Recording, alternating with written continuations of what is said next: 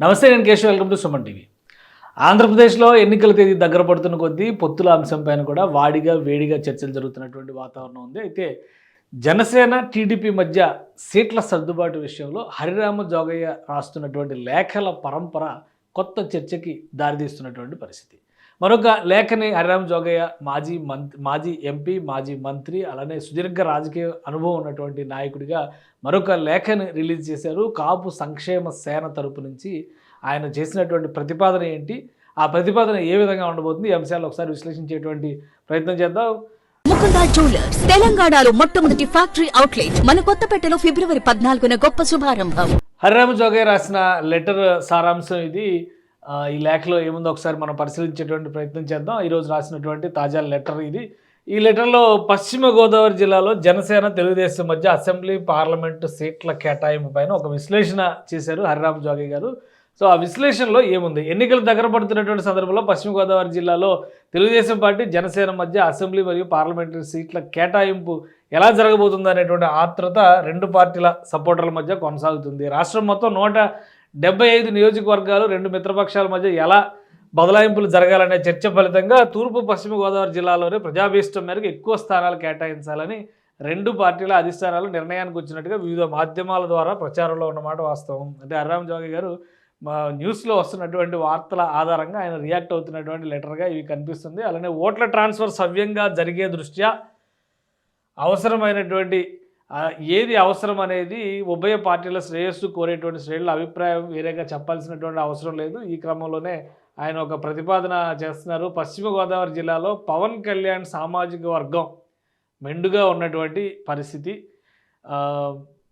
90% వరకు ఈ సామాజిక వర్గ ఓటర్లే, పశ్చిమ గోదావరి జిల్లాలో 90% వరకు ఈ సామాజిక వర్గ ఓటర్లే జనసేన పార్టీని బలపరుస్తున్నటువంటి సత్యాన్ని ఎవరూ కాదనలేరు. జిల్లాలో తెలుగుదేశం అభ్యర్థులు నెగ్గాలన్నా జనసేన ఓటర్లు సపోర్ట్ లేకుండా నెగ్గలేరు అనేది కూడా నిర్వివాదాంశం. ఈ పరిస్థితిని దృష్టిలో పెట్టుకున్నప్పుడు వైఎస్ఆర్ పార్టీని ఓడించి జిల్లాలోని సీట్లని తెలుగుదేశం జనసేన కూటమిలో వేసుకోవాలంటే జన సైనికుల బలం ఉన్న నియోజకవర్గాలన్నీ జనసేనకు కేటాయించడం తప్ప తెలుగుదేశం జనసేన కూటమికి వేరే మార్గం లేదు. ఈ నేపథ్యంలో ఏ సీట్లు కేటాయించాలి అనేటువంటి ఒక ప్రతిపాదనని హరిరామ జోగయ్య గారు తాజా లెటర్లో చేశారు. ఇది పశ్చిమ గోదావరి జిల్లాకి సంబంధించినటువంటి నియోజకవర్గాలపైన విశ్లేషణ మాత్రమే మనం దీన్ని చూడాల్సి ఉంటుంది. పశ్చిమ గోదావరి జిల్లాలో మొత్తం 15 అసెంబ్లీ నియోజకవర్గాలు ఉన్నాయి. 2015 ఎన్నికల్లో చూస్తే కనుక అక్కడ వైఎస్ఆర్సీపీ ఒక్క సీటు కూడా గెలవలేదు. కానీ 2019 ఎలక్షన్స్లో చూస్తే కనుక మొత్తం సీన్ రివర్స్ అయినటువంటి పరిస్థితి. తెలుగుదేశం పార్టీ 1-2 సీట్లు గెలిచింది, మిగతా సీట్లన్నీ కూడా వైఎస్ఆర్సీపీ ఖాతాలో పడినటువంటి పరిస్థితి. ఈసారి మళ్ళీ క్లీన్ స్వీప్ చేయాలంటే జనసేన పార్టీకి ఎక్కువ సీట్లు ఇవ్వాలనేటువంటి ప్రతిపాదనని హరిరామ జోగయ్య చేస్తున్నారు. ఎన్ని సీట్లు ఇవ్వాలనేటువంటి ప్రతిపాదన ఆయన చేస్తున్నారో కూడా ఒకసారి విశ్లేషించేటువంటి ప్రయత్నం చేద్దాం. ఇది ఆయన ఇచ్చినటువంటి నియోజకవర్గాల జాబితా. మొత్తం 15 నియోజకవర్గాలు ఉన్నాయి.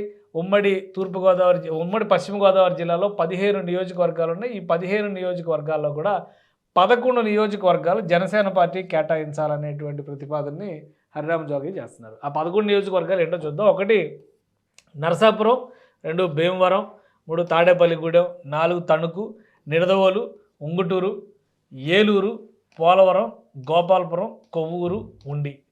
సో ఈ సీట్లన్నీ కూడా జనసేన పార్టీకి ఇవ్వాలి. జనసేన పార్టీకి ఇస్తేనే ఇక్కడ సరైనటువంటి ఫలితాలు వస్తాయనేటువంటి మాట హరిరామ జోగయ్య చెప్తున్నారు. అలానే పార్లమెంటు సీట్లకు సంబంధించి కూడా నరసాపురం పార్లమెంటరీ స్థానాన్ని అక్కడ ఆల్రెడీ త్రిబుల్-ఆర్ రఘురామకృష్ణరాజు గారు అక్కడ సిట్టింగ్ ఎంపీగా ఉన్నారు. ఏ పార్టీ అయినా కానీ క్యాండిడేట్ నేనే అంటున్నారు. కానీ జనసేన పార్టీకి ఇవ్వాలనేటువంటి ప్రతిపాదన హరిరామ జోగయ్య చేస్తారు. ఈ సీట్ల కేటాయింపు పైన ఉదహరించిన సీట్లను జనసేన దక్కించుకోలేకపోతే జరిగే పర్యవసానం వల్ల వచ్చేటువంటి నష్టాన్ని తెలుగుదేశం పార్టీ కూడా అనుభవించాల్సిందే అనేది నిజం అని ఒక లెటర్ రిలీజ్ చేశారు కాపు సంక్షేమ సేన తరపు నుంచి. ఇది మొత్తం 15 నియోజకవర్గాల్లో 11 స్థానాలని జనసేన పార్టీకి ఇస్తేనే హరిరామ జోగయ్య గారు చెప్పినటువంటి ప్రతిపాదన ప్రకారం ఈ కూటమి గెలుపొందేటువంటి అవకాశం ఉంటుందనేటువంటి మాట చెప్తున్నారు. ఇది ఒకసారి మనం పశ్చిమ గోదావరి జిల్లాకి గత ఎన్నికల్లో వచ్చినటువంటి జాబితాను చూస్తే కనుక ఎక్కువ శాతం వైసీపీ క్యాండిడేట్లు గెలిచినటువంటి నియోజకవర్గాలు ఉన్నాయి. ఇప్పుడు ఆ నియోజకవర్గాలే కొంచెం అటు ఇటుగా బదలాయింపులు చేస్తున్నటువంటి పరిస్థితి ఉంది.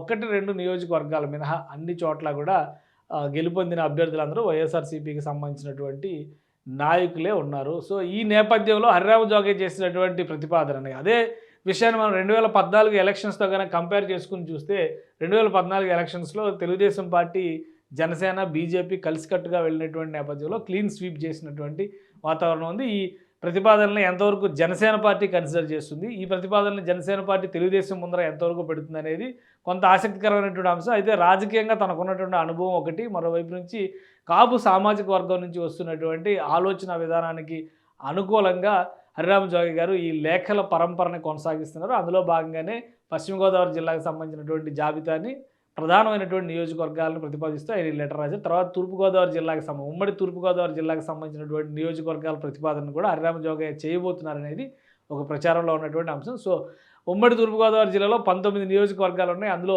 ఎన్ని జనసేనకి ఇస్తే మెరుగైన ఫలితాలు వస్తాయి అనేటువంటి అంశంపైన కూడా త్వరలోనే హరిరామ జోగయ్య లేఖ రిలీజ్ చేయబోతున్నట్టుగా సమాచారం.